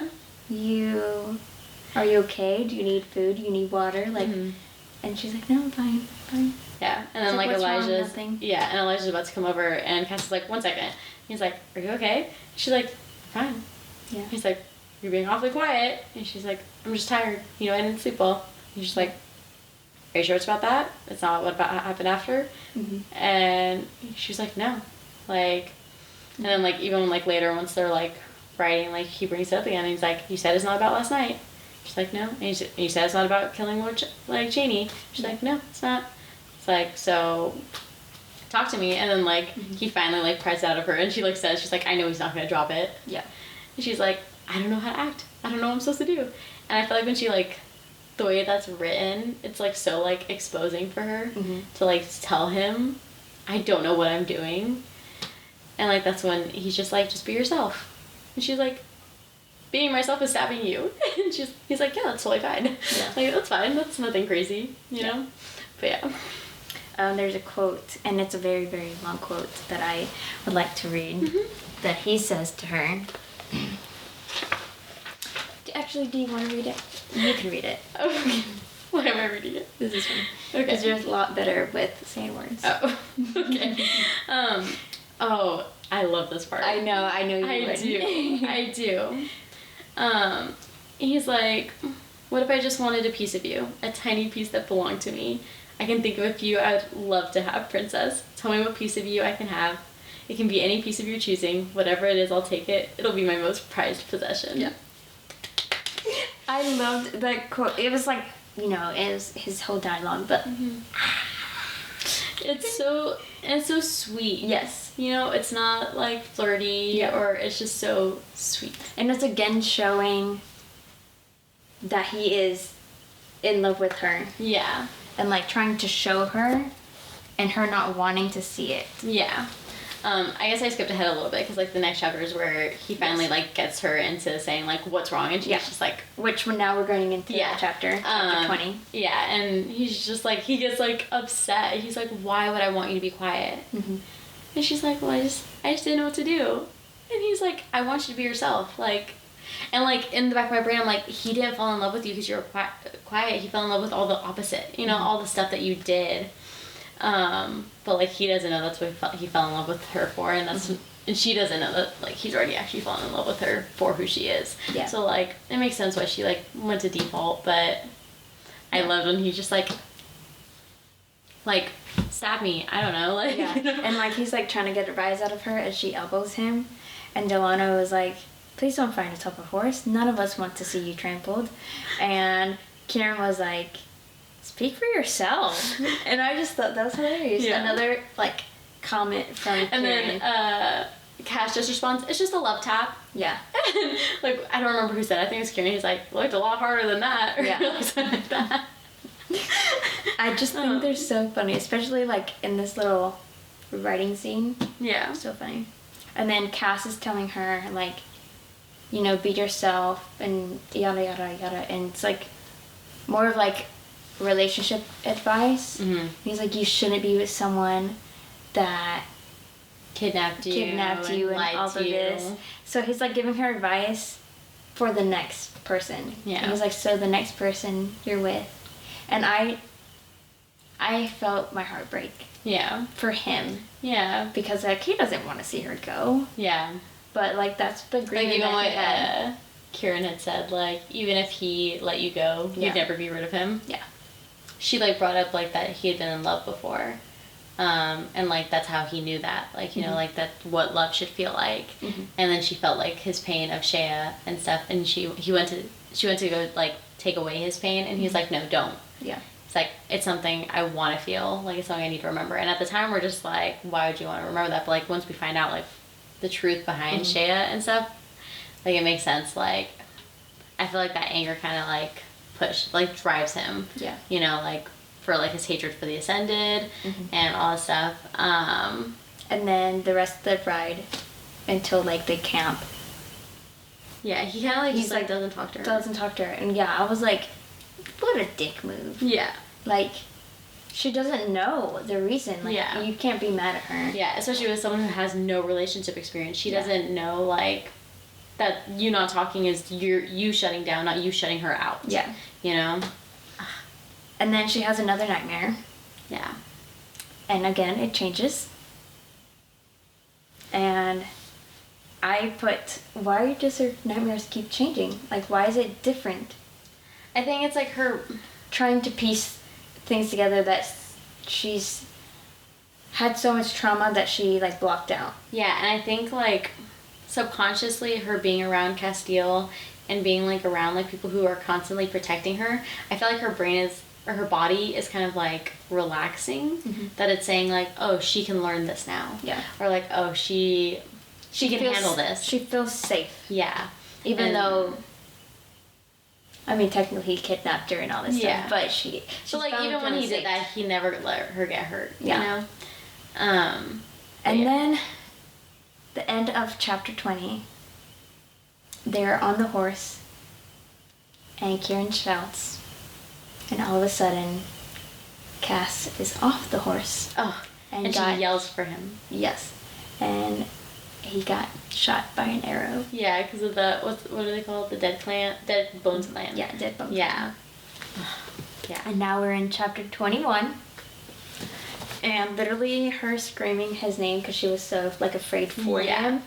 Oh my gosh. I think that's showing him. And he teases about it later. He's like, you screamed I heard you say my name. Yeah. But, like, that's, like, her, like, actual fear for losing him that she subconsciously won't accept. Yeah. And even, like, right before the last chapter ended, he, like, explained to her how to use the crossbow. Mm-hmm. And, like, he wanted her to defend herself. Yeah. It keeps coming back, and I think I love that.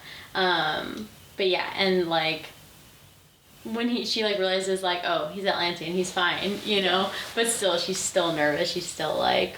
And she keeps looking for him, like, while he's, like, out in the trees. So now, she's not on her horse anymore. Mm-hmm. And... look who comes snooping around, making sure she's okay. Freaking Delano. Yeah, he comes and gets her horse and, like, takes it to safety and stuff. Yeah, and then, like, he's, like, just making sure she's okay. And I'm like, there has to be something. There has to be something. And then one of the members from the clan. And he has the skin mask. Mm-hmm. It's so gross. It gave me the ick. And that's not something that's weird to have an ick. That's very icky. That one, yeah, that one is very, very, very icky. She thinks, like, any, like, part of, like, a book where they talk about, like, disembowelment, she thinks that's super icky. And I'm just like, like... And then he's, like, calling her a bitch and a whore. Mm-hmm. I'm like, how rude. Yeah. And at first, like, they think they're a part of Solace. Yeah. And so they think, like, they're ascended, or not even ascended, but, like... Yeah, and then they thought it was just Wolven. Yeah. And they saw the Wolven. And then he saw that it was Cass being as an Atlantean. And he was like, wow, we have more than just Wolven. Yeah. And then they found her, and he was like, are you a Wolven bitch? Yeah. Are you a... and he says, like, I hear they, like, their girls scarred, you know, kind of thing. And then saying about, like, an ascendant whore, or maybe the Atlanteans whore. Yeah. And he's like, what kind of bitch are you? And she goes, if you call me a bitch one more time. Like, I'm this type of bitch. Mm-hmm. And then uses her, like, dagger and... Yeah. But then, like, I love that, like, he fell on top of her, and she's like, well, this is great. Yeah. She finally, like, is trying to, like, push him off, and she can't, and, like, by that point, like, Cass really just comes and, like, flops him aside. Yeah. Like, it just shows how strong he is, like, you know. And then he's, like, so worried to make sure, like, she's not wounded. Yeah. And he's like, your arm, you gotta cut, like... Are you bleeding, da-da-da-da-da. She's like, it's fine, it grazed me. No. And he's like... Her immediate response is, I'm fine. You have 3 arrows. Yeah. And he's like, I'm fine. He's like, it's like a flesh wound. What do you mean you're fine? He's like, I'll heal. It's just a flesh wound. And then, like, he tears his cloak, I think. Yeah, he rips off, like, a piece of his, like, tunic or something and, like, wraps it around her. And then... her injury. Yeah. And then that's when he removes his arrows. Yeah. She's like, ew. Yeah. Oh, his eyes turn... Mm-hmm. Like black. Like while he's like wrapping it up, he like just gets like really tuned into her wrist. Yeah. And then Kieran comes over and he's just like, "Are you good?" And he like gets out of his trance. He's like, "Yeah, I'm fine." And he's like, "Cass." He's like, I'm fine. And Poppy's just like, "What the fuck is going on?" I think he said, "I have it under control" or something like that. Mm-hmm. Or something. He said something so vaguely like, and you're like, what does he mean? Yeah. And, like, Poppy, like, thinks back on it after. Yeah. And a couple chapters, and she's like, that's what I meant. Yeah. He was just a hungry boy. Yeah. And, like, see, like, I literally put, like, is it a maid thing? Is it her blood? Is it a control thing? Because I was so, like, confused. Like, I didn't know what was going on at the time. But then when Poppy turns around to see Kieran, he's just standing there naked. And then Cass is like, it's fine. No, but I love that she just goes, you're naked. And then Cass was like, what do you think happens to his clothes when he turns? And she's like, last time his shorts stayed on. He's like, they were scratchy. Yeah. And then she's like, seeing something, and she's like, I'm not gonna think about that. And then, oh no, he says, oh yeah, she says like, aren't you cold or something? And he goes, we typically run hot, as you can tell. yeah. And he goes, I don't think she knows what you're referencing. And she goes, I know exactly what he's referencing. And then Cassie was like, intriguing. Yeah. I love that. Okay, yeah. Let's keep going. Oh yeah, and then they finally get to Atlantia. They get to Spess's End. Mm-hmm. And like little Beckett and Quentin show up to like walk them in, and I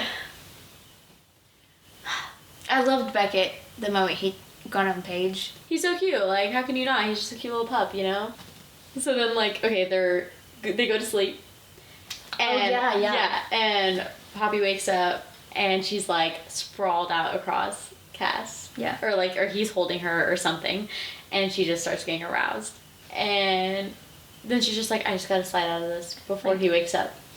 And then all of a sudden he like prowls over her. Well, he like flips her over like onto her back. Yeah. And is like holding her throat. Mm-hmm. And it's like all like black eyes, like fangs hissing at her. Growling, you know, like growling. I literally was like, what the fuck is happening? At first, like, she's just like confused. She's just like, Cass, what's happening? Like, what's wrong? Like, it's me. And he just like has no recognition of her. And then she remembers that he has the nightmares. Maybe he's having a nightmare still. Mm-hmm. And so she's trying to like convince him. Mm-hmm. But like, she's not a threat. She uses her abilities. Mm-hmm. And he like sort of recognizes her. Mm-hmm. Or he doesn't see her as like prey anymore. At least not in the same way. Yeah. And she's like, he's hungry, but in a different way. He definitely gets his fill of something.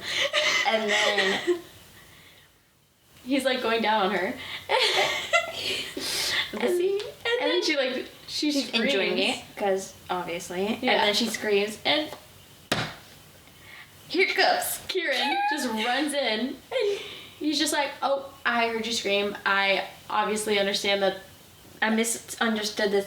I misinterpreted it. Yeah. And he just goes to turn around, but right as he's about to turn around, Cass like turns his head at him and bares his fangs. Yeah. And I love like this scene. I was like so enjoying. I was like, oh my god, what the fuck is gonna happen? And then Kieran goes, Poppy, when I tell you to run, you run. Run. She goes, what do you think is gonna happen if I run? He's gonna catch me. Yeah. Like in her brain, she's like, there's no way I'm gonna outrun him. Yeah. But she's just like, what's going on? Like in her brain, and she just like uses her power, and he just like wakes up, and she just brings him back, and I love that he just goes, honeydew. Yeah. And he goes, I'm sorry, and then walks out. And I just goes. I literally read that. I was like, he did not just say that. He did not just do that. And then like. I loved how concerned Kieran was. Yes. He was so concerned. He's just like, did he force himself? Are you okay? Like, what happened? Like, was he startled awake? Yeah.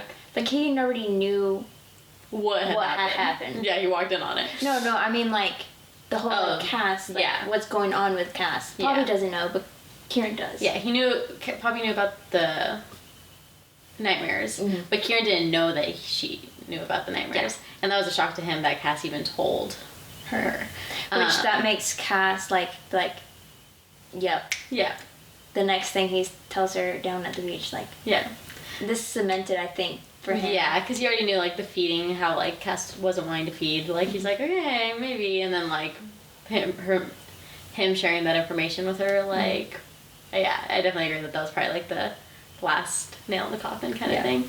But then when Kieran told Poppy, like, sometimes he gets stuck in the nightmares. He doesn't remember where he is. He thinks he's still in that cage.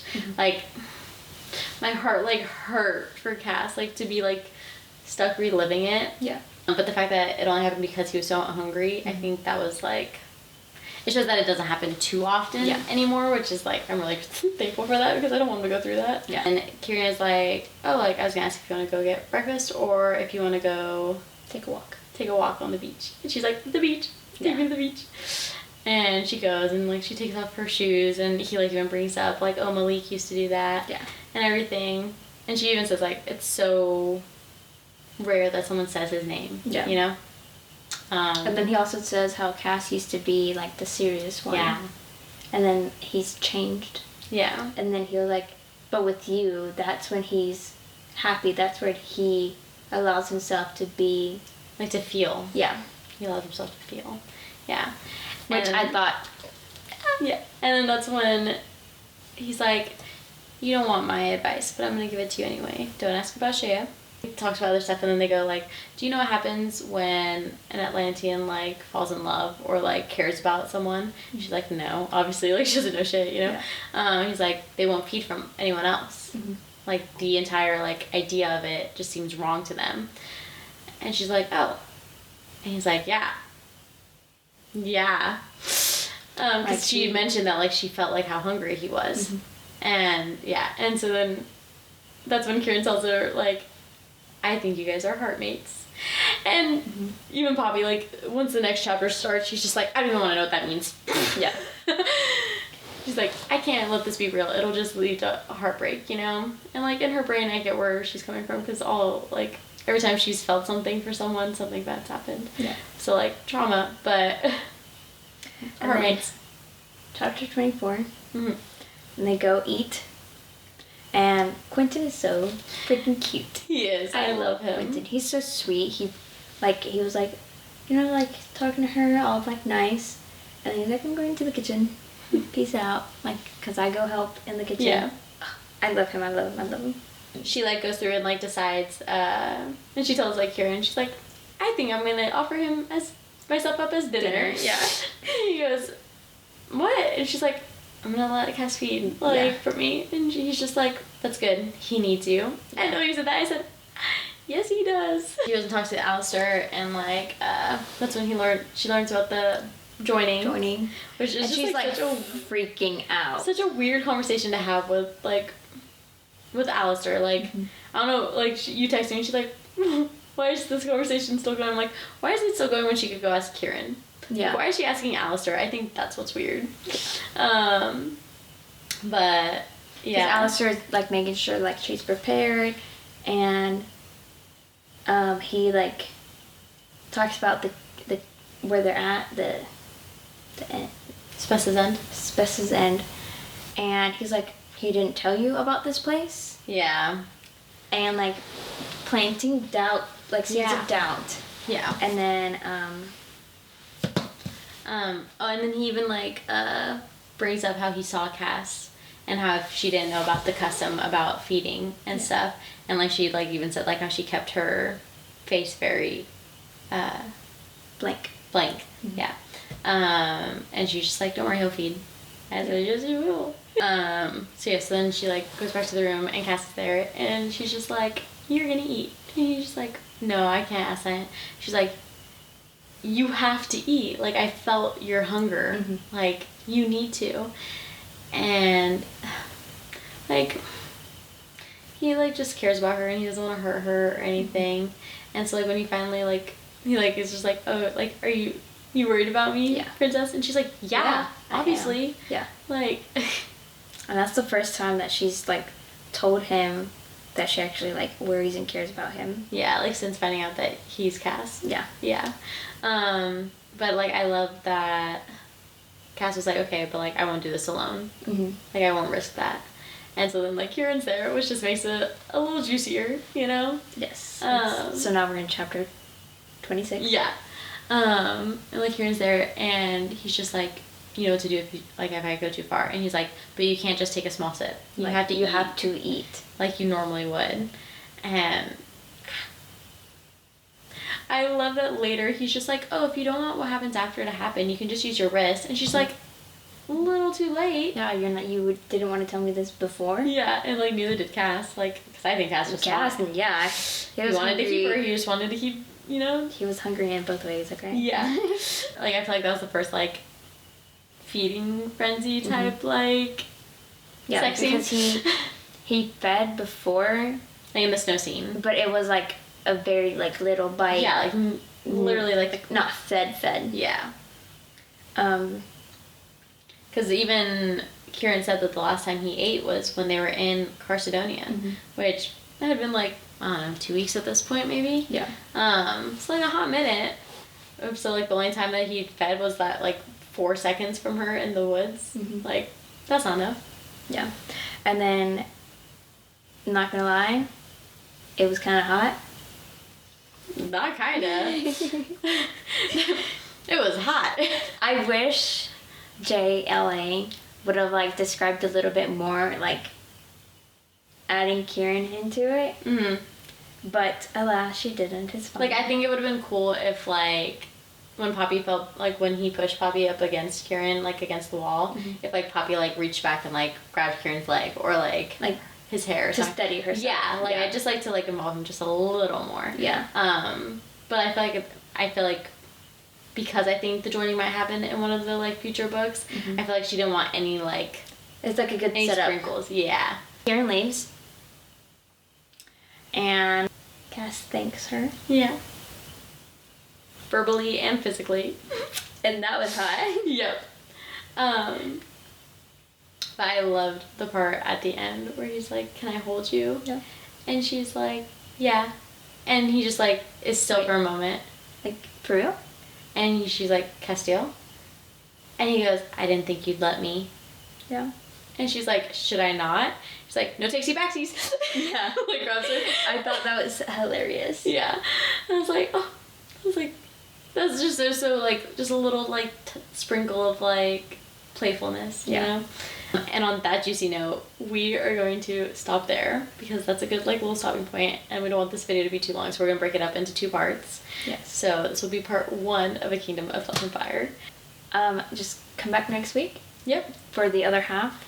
And so much happens. So much happened. We need the whole entire time to speak about just the second half. Just the second half of this book. Like, I could talk about the last chapter alone, like, for so long. Oh, so I cannot wait till we get to the last chapter. Yeah. If you want to see more content, follow us on Instagram and TikTok. Yeah.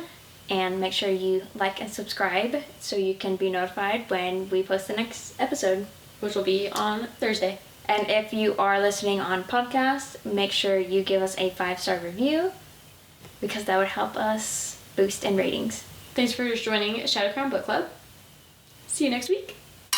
STUVWXYNZ. Now we know our ABCs. Next time, won't you sing with me? Welcome to, fuck, what are we called? We're gonna have to redo that. Yeah, let's